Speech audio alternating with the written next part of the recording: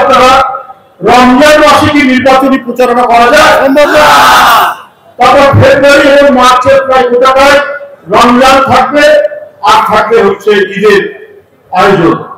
তাহলে আপনি এপ্রিলের মানে কি বলে যে 1 তারিখ থেকে 15 তারিখের মধ্যে আপনি কখন প্রচারণা চালাবেন, কখন আইনি প্রক্রিয়া হবে, কখন মঞ্জুরি পত্র দিবে, কখন প্রচার চালাবে, কিভাবে প্রচার চালাবে, সারাদিন রোজা রেখে কি করে এপ্রিল মাসের মধ্যে নির্বাচন হওয়া সম্ভব না।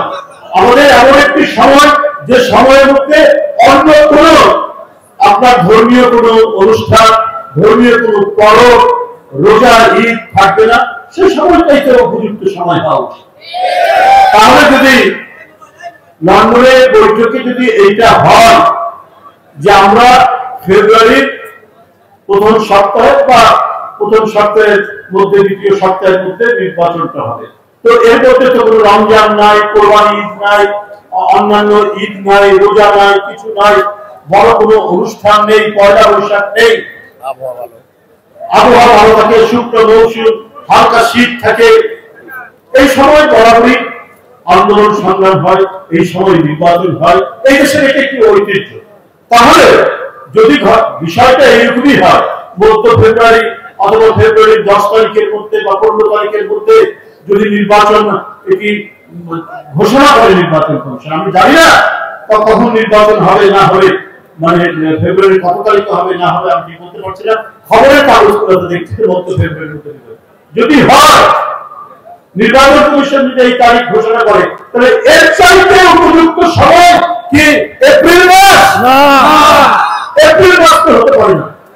আপনার তখন বৈশাখ মাস শুরু হবে, ঝড় ঝঞ্ঝা কাল বৈশাখী, আপনার প্রচন্ড তাণ্ডব চলবে, প্রচন্ড গরম, এর মধ্যে রমজান, এর মধ্যে ঈদ, এবং আপনার ঈদুল ফিতরের 10 দিন পরে কোরবানি ঈদের আয়োজন হয়, হজ যাত্রীদের আয়োজন হয়, হজ করার জন্য একটা বিরাট প্রক্রিয়া শুরু হয়ে যায়, হজের হজ মৌসুম শুরু হয়ে যায়। তাহলে এর মধ্যে কি করে সম্ভব? আজকে আমাদের কিছু রাজনৈতিক বন্ধু তারা উষ্মা প্রকাশ করেছে, যে আমাদের অ্যাডভোকেট সালাম ভাই বলেছে যে লন্ডনের বৈঠককে বলছে নিরপেক্ষতা শূন্য হবে। ভাই, আপনাদের ইতিহাসটা বলুন তো দেখি, আপনারা কখন নিরপেক্ষতার সাথে কাজ করেছেন?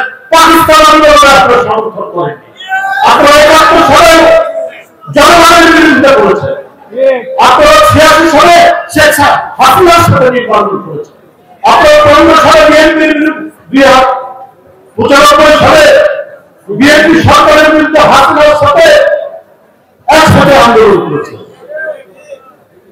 আপনারা এইবার ৫ই আগস্টের পরে বললেন যে আওয়ামী লীগকে মাফ করে দিব, ভারতের সাথে সম্পর্ক বৃদ্ধি করব। তাহলে আপনাদের রাজনীতিটা কিসের রাজনীতি?